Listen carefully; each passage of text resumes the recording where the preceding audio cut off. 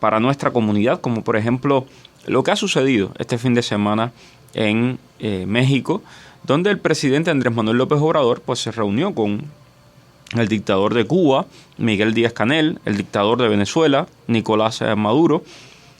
¿Y para qué? Bueno, también con presidentes. ¿Y para qué?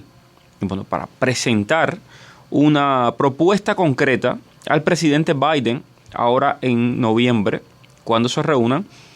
Pero llama la atención que la propuesta que quiere presentar Andrés Manuel López Obrador no pasa por tratar de mejorar los derechos humanos en estos países. No, no, no. Trata de que le quiten las sanciones a los regímenes de Cuba y de Venezuela. Es decir, que sigan impunemente violando los derechos humanos de sus ciudadanos. Por lo tanto, sus ciudadanos van a seguir escapando de allí, pero él dice, no, no, si le quitan las sanciones, pues entonces ya no habrá ningún problema. Tengo hasta ahora conmigo en línea a Juan Antonio Blanco, analista de Cuba Siglo XXI, un think tank de los mejores que hay hoy en relación a la temática cubana. Juan Antonio, ¿cómo estás? Buenos días. Buenos días, Pentón, ¿cómo andas tú? Muy bien. ¿Qué te parece esta reunión en México? ¿Qué te parece esta actitud de Andrés Manuel López Obrador, que de alguna manera se está presentando como el valedor de estas dictaduras de América Latina? Bueno, esto es una concentración entre los grupos autocráticos, entre los cuales incluyo a López Obrador, incluyo a Petro, incluyo, por supuesto, a Cuba, Venezuela, Nicaragua, para tratar de fortalecer y explotar, fortalecer desde el ángulo de ellos y explotar lo que ellos han encontrado como una gran vulnerabilidad de la política norteamericana, que es el caos en la frontera sur de los Estados Unidos, que se ha armado desde que esta administración llegó a la Casa Blanca. O sea, 7 millones de nuevos habitantes en este país, cruzando la frontera continuamente, todos los días, una cantidad insospechada más de ellos, de todos los países del mundo, pero por supuesto, fundamentalmente de los que están más cerca. Es algo que ellos saben que crea una vulnerabilidad política a la administración frente a las elecciones, frente a lo demás, y están diciendo a la administración, mira, nosotros podemos ayudarte, pero a cambio de que le hagas concesiones a estas dictaduras que son las nuestras y que tú tienes que respetar. Es curiosa esta actitud de Andrés Manuel López Obrador porque de alguna manera no él tenía una buena sintonía con el expresidente Donald Trump y con este presidente Biden mantiene una buena comunicación. Básicamente Estados Unidos ha intentado no cuestionar las políticas muy polémicas de Andrés Manuel López Obrador, que está de alguna manera intentando desmantelar las instituciones mexicanas, por ejemplo, el Instituto Nacional Electoral y tantas otras, para favorecer a su partido Morena y a este movimiento izquierdista que le llama la Cuarta Transformación. Pero justamente su cercanía cada vez mayor a regímenes como el cubano, el venezolano, el nicaragüense, aunque con Nicaragua no tiene tan buena relación con Ortega, pero su cercanía a este grupo de países, también a el gobierno de Gustavo Petro, la misma presencia en México del famoso grupo de Puebla, este grupo de izquierdistas de toda América Latina y de España, que tienen un plan concertado para gobernar en toda América Latina, en España, para destruir la democracia allí donde está y convertirla en estos regímenes que ellos llaman el socialismo del siglo XXI, pues yo no entiendo cómo es posible que aquí en Estados Unidos no se vea esto con preocupación, siguen mirando para otro lado. Bueno, yo creo que aquí en Estados Unidos sí se ve con preocupación. Donde no lo ven con tanta preocupación es dentro de esta administración y dentro del Partido Demócrata, que ha permitido y ha facilitado todo esto a lo largo de estos años. Tú sabes que mi posición en relación a la política interna de Estados Unidos, que soy un independiente, pero precisamente porque soy independiente me permito criticar a unos y a otros cada vez que lo estimo pertinente.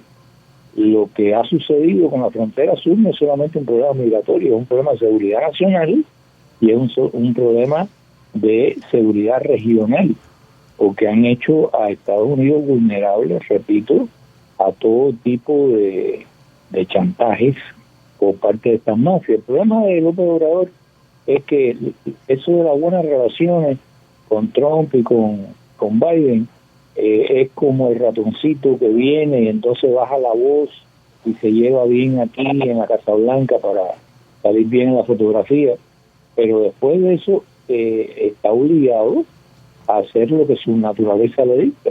Y la gobernabilidad de México él la ha comprometido con el crimen transnacional organizado. O sea, la forma de gobernar es abrazos pero no balazos. Y eso significa una cantidad de compromisos que han permitido a los carteles prosperar en México. ¿Y quién está detrás de Cuba, detrás de Nicaragua, detrás de Venezuela? Bueno, pues están los carteles. Entonces, aquí tenemos una alianza, que es la alianza del subsuelo del Foro de Sao Paulo. Digo subsuelo porque no es lo visible, pero es lo que está detrás. Cuando de pronto entran a Ecuador unos sicarios colombianos a asesinar a un candidato a presidente, eso no lo hacen porque tengan preferencias políticas en el Ecuador unos colombianos. Eso es porque choca con la estrategia de Correa, parte del Foro de Sao Paulo, el que vaya a salir otro presidente. Y por lo tanto, se concertan actores estatales en promover los objetivos del Foro de Sao Paulo. Ahora, por supuesto, cuando él viene aquí pone su cara más amable y dice que hay que cooperar, etcétera, pero no es cooperación. Él no está parando el fentanilo, él no está parando la frontera, él no está dejando de colaborar con las peores tiranías que hay en este continente. Entonces, tenemos un problema con el vecino. Esto es tan sencillo como eso. Y hasta que aquí los buenistas, digo buenistas separando a los tontos útiles de los que deliberadamente tienen un papel de destruir la sociedad norteamericana. Los buenistas que creen que uno puede abrir la frontera a todos aquellos infelices, humildes, que se dio como si estuviéramos en la época de que se erigió la Estatua de la Libertad ahí en Nueva York. Los tiempos han cambiado. Con la gente que llegan muchos terroristas, llegan muchos delincuentes. Hay mucha gente buena. Hay una preocupación. Que no pueden sostener. Hay una preocupación, es una preocupación sana. Yo sigo mucho, porque tú sabes que trabajo mucho este tema de la inmigración, y sigo mucho a periodistas que cubren la frontera y que están allí en la frontera. Y bueno, todos los días hay iraníes que son detenidos, personas de las ex repúblicas soviéticas de Asia Central, donde hay una radicalización tremenda del mundo islámico. Aquí no estamos diciendo que todos los musulmanes ni todos los islámicos sean terroristas, ni mucho menos. Estamos diciendo que hay dentro de algunas sociedades grupos que son terroristas, como por ejemplo Hamas, que es el mismo caso, ¿no? Ayer, por ejemplo, compartí un salmo y allá fueron un montón a andar hablando de que Palestina y que yo no entiendo cómo mezclan una cosa con otra cuando sencillamente el pueblo palestino no es Hamas ni es representado por Hamas. Hamas es un grupo terrorista que quiere destruir el Estado de Israel, y lo mismo pasa con algunos musulmanes que hacen parte de estos grupos radicalizados que quieren destruir a Estados Unidos, que lo ven a Estados Unidos como el gran Satán, porque eso, o sea, desde Irán se ve exactamente así, y esta gente están entrando por la frontera como perro por su casa. Esa es una realidad. El primero que operativizó la migración masiva como un arma política fue Fidel Castro. Así es. Y eso se ha usado por los musulmanes radicales, eso se ha usado aquí en América Latina por grupos terroristas, eso lo ha usado desde María para acá, eso lo ha usado una cantidad de fuerza maligna que está muy interesada en destruir Estados Unidos, pueden utilizarlo de plataforma para desde aquí establecer mecanismos de lavado de dinero, mecanismos para poder adquirir armas para entonces traficarlas hacia otras regiones, para ponerlas en manos de los grupos de los carteles y demás. Entonces hay un conjunto de problemas que son transnacionales y que se han venido generando a partir de una política que se le toleró a Fidel Castro, y que el único que no la toleró, me quito el sombrero, fue el señor Bush, el segundo presidente Bush, que fue el que la pagó en seco, diciendo, oye, esto es en serio, esto tú sigues en esto y esto es un acto de guerra, tendría que responder. y rápidamente 3 infelices que iban en la lancha de regla tratando de irse de Cuba, los cogieron y los fusilaron porque había que dar un escarmiento para demostrar que ellos protegían la frontera sur de los Estados Unidos. Esa es la realidad. Son unos cobardes, pero unos cobardes que saben cuándo el enemigo es débil y cuándo el enemigo está confundido y cuándo el enemigo se le puede penetrar por una fisura y crearle un gran problema. Y de pronto han compartido esa tecnología con todos sus aliados internacionales, no solo en América Latina, en otras partes del mundo. Esa misma invasión masiva, claro, una parte por el desplazamiento de la guerra en Siria, pero por otra parte porque la infiltraron para crear células terroristas en París, en Bélgica y demás, fue la que utilizaron los radicales en el Medio Oriente. Hemos visto, y ahí están los atentados. Hemos visto lo que sucedió en Bélgica, el atentado, pero hemos visto también las manifestaciones llamando a destruir el Estado de Israel en el mismo Estocolmo. Es decir, que usted en Suecia vea a una manifestación de miles y miles de musulmanes diciendo que hay que destruir al Estado de Israel, para mí va más que sorprendente.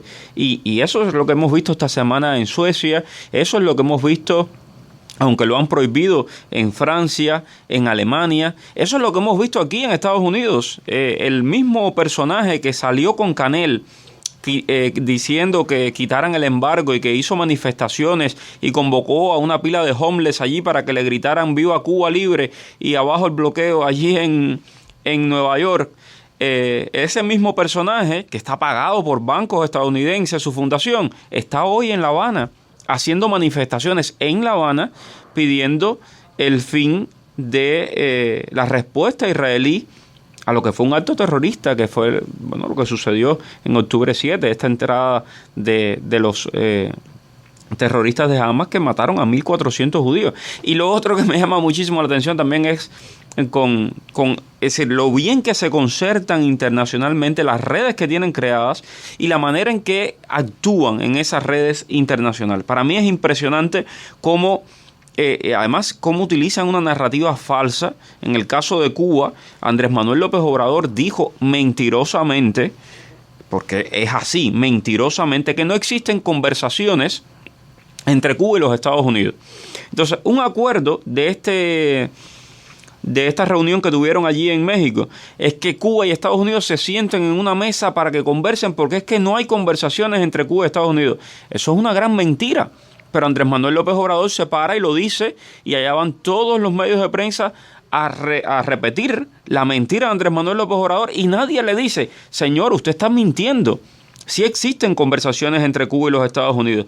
La semana pasada, antes pasada, estuvo aquí en Washington Joana Tablada, la funcionaria cubana encargada de las relaciones con Estados Unidos, y vino aquí a decirle a los funcionarios norteamericanos de que si no quieren que sigan llegando cubanos a través de la frontera, tienen que sacarlos de la lista de países terroristas, que cuando ellos los sacan de la lista de países terroristas, ya no habrán más cubanos que lleguen acá. Entonces, ¿hay o no hay conversación? Claro que hay conversación. ¿Qué le dijeron los norteamericanos? Los norteamericanos le dijeron, si quieren avanzar en las relaciones con los Estados Unidos, tienen que liberar a los 1.000 presos políticos que tienen. Eso fue lo que le dijo el gobierno de los Estados Unidos. Pero además, en primer lugar, fíjate en el chantaje, que puede ser más claro y directo. Si ustedes me quitan de la lista de países terroristas, ya no van a tener problema en la frontera. ¿Qué quiere decir eso? Que el problema supuestamente de que tú me saques la lista de países terroristas tiene como efecto inmediato la prosperidad en Cuba, y de que entonces la gente no va a salir de Cuba. Y eso es una falacia del tamaño del Empire State. ¿Te das cuenta? En Nueva York. Los problemas estructurales que el señor Díaz-Canel, que no, yo creo a veces me pregunto cuán estúpido puede ser, cuán ignorante puede ser, o cuán malvado puede ser cuando dice alguna de estas cosas. El señor Díaz-Canel ha hablado de que hay que hacer cambios estructurales en la política norteamericana hacia Cuba. Señor, los cambios estructurales que usted tiene que hacer como presidente supuestamente de ese país están dentro de Cuba, están a su alcance. Ahora la libertad de los campesinos para que produzcan alimentos, que la gente pueda comer y no tenga que pensar en buscar comida fuera de la frontera de Cuba. Ahora la posibilidad de una libertad económica real y no de un admitirme amiguitos o con los que no te crean ningún problema porque no te cuestionan ni en las redes sociales para no buscarte problemas. Entonces, vamos, cambios estructurales. Por Dios, eso es lo que le está pidiendo el pueblo de Cuba hace rato y no lo hace. Entonces va a decir que los cambios estructurales los tiene que hacer Estados Unidos, y el cambio estructural además se reduce a sacarte la lista de países terroristas. ¿Para qué? Para que tú laves dinero con los bancos y le hagas el favorcito a tus amiguitos rusos, de que están sancionados y tienen los bancos controlados, de lavar el dinero a través de los bancos cubanos. Es demasiado, vaya, sí. La cara dura es demasiado. La cara dura, no, es que Johanna Tablada tiene la cara de tabla. Ella se paró después del 11 de julio a decir de que en Cuba no hubo represión. Todos vimos las imágenes de los militares aquellos con unos palos gigantescos cayendo la palo a la gente y a Duber Laurencio asesinado por la espalda, y sin embargo dice ella que no hubo represión. Sí, la diferencia entre Johanna Tablada y Díaz-Canel es que yo no conozco personalmente a Díaz-Canel, pero sí a Johanna. Y Johanna es una persona inteligente y bien informada. Por lo tanto, ella no dice esas cosas porque es una estupidez, sino por malvada. Ahora, en el caso de Díaz-Canel, aparte de que uno pueda decir su represión, etcétera, hay una tan importante de ignorancia, estupidez, incompetencia, mediocridad, que uno dice, bueno, dentro de esa ecuación casi que es inevitable que este hombre actúe de esta manera. Solamente le falta la dosis de oportunismo, y dentro de esa mediocridad busca permanecer donde está, y entonces hace todo lo demás, pero sin tener demasiada mala conciencia, porque a fin de cuentas él ni sabe, y como le dijo Cristo a los que lo crucificaban, ustedes ni saben lo que están haciendo. Pero en el caso de Johanna Tablada, ella sabe perfectamente lo que dice y lo que está haciendo. Vamos a ir. Para estar bien informado, te invitamos a escuchar América Radio 1260 AM Miami, la voz del exilio.